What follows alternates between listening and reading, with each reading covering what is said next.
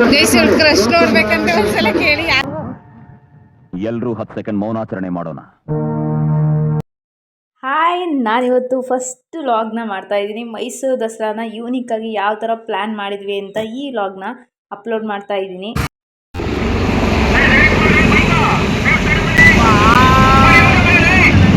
ಹಿಂದೆ ಯಾರೋ ಅದು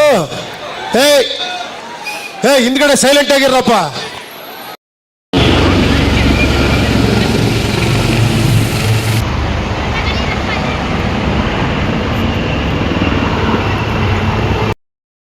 ಇದು ನಮ್ಮದು ಫಸ್ಟ್ ಡೇದು ಲಾಗ್ ಆಗಿರುತ್ತೆ. ನನ್ನ ತಂಗಿ ಯೂಶ್ವಲಿ ಯಾವಾಗ್ಲೂ ಬರುತ್ತೆ ದಸರಾ ಟೈಮ್ಗೆ.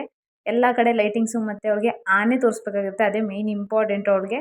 ಈ ಸರಿ ದಸರಾ ಲೈಟಿಂಗ್ಸ್ಗೆ ಪಿಕಾಕ್ ಹಾಕಿದ್ರಲ್ಲ ಬನ್ನಿ ಮಂಟಪ ಹತ್ರ, ಅದು ತುಂಬಾ ಚೆನ್ನಾಗಿತ್ತು. ಅದು ಮಾತ್ರ ನಂಗೆ ಸಖತ್ ಇಷ್ಟ ಆಯಿತು. ಇನ್ನು ಆನೆ ನೋಡೋಕೆ ಹೊರಟ್ವಿ, ಅಲ್ಲಿ 5:45 ಆಗಿತ್ತು. ಸೊ ಆನೆ ಎಲ್ಲ ವಾಕಿಂಗ್ ಹೋಗ್ತಾ ಇತ್ತು. ನನ್ನ ತಂಗಿಗಂತೂ ಫುಲ್ ಖುಷಿಯಾಗೋಯಿತು. ಅದಾದಮೇಲೆ ಇನ್ನೂ 1 ಅವರ್ ಬಾಕಿ ಇತ್ತು, ಹಂಗಾಗಿ ವಿಡಿಯೋ ಶೂಟ್ಗಳನ್ನ ಮಾಡ್ಕೋತಾ ಇದ್ವಿ. ನನ್ನ ತಮ್ಮ ಅಲ್ಲೂ ಒಂದು ಡೈಲಾಗ್ ಹೊಡಿತಾ ಇದ್ದ. ನನ್ನ ತಮ್ಮ ಮನೇಲಿದ್ದ ಕ್ಯಾರೆ ಅನ್ನೋದಿಲ್ಲ, ಹೊರಗಡೆ ಹೋದ ಮಾತ್ರ ಚೆನ್ನಾಗಿ ನೋಡ್ಕೋತಾನೆ. ಇನ್ನು ಈ ಪೊಲೀಸ್ಗಂತೂ ಹ್ಯಾಟ್ಸ್ ಆಫ್ ಹೇಳಲೇಬೇಕು ಬಿಡಿ.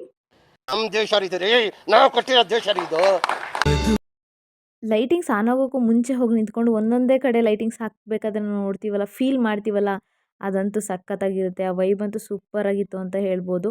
ಇನ್ನು ಅಲ್ಲಿರೋರು ಎಲ್ಲರೂ ಕಷ್ಟಪಟ್ಟು ದುಡಿಯೋರು ಒಂದು ಕಡೆ, ಆದರೆ ನಾವು ಖುಷಿಯಾಗಿ ತಿರ್ಗೋರು ಒಂದು ಕಡೆ ಇರ್ತೀವಿ. ಲೈಟಿಂಗ್ಸ್ ಎಲ್ಲ ಆನ್ ಆದಮೇಲೆ ವಿಡಿಯೋ ಮಾಡ್ಕೋತಾ ಇದ್ದೆ. ಅಲ್ಲಿ ಪಾಪ ಒಂದು ಹುಡುಗಂಗೆ ಬೇರೆ ಈ ಥರ ಮಾಡ್ಬಿಟ್ಟಿದ್ದೀನಿ. ಈ ವಿಡಿಯೋ ನೋಡಿದಾಗಲೇ ನನಗೆ ಗೊತ್ತಾಗಿದ್ದು. ಇವನೇನು ಮಕ್ಕ ಹೇಳ್ತಿದ್ದಂಗೆ ಇಟ್ಕೊಂಡವನೆ.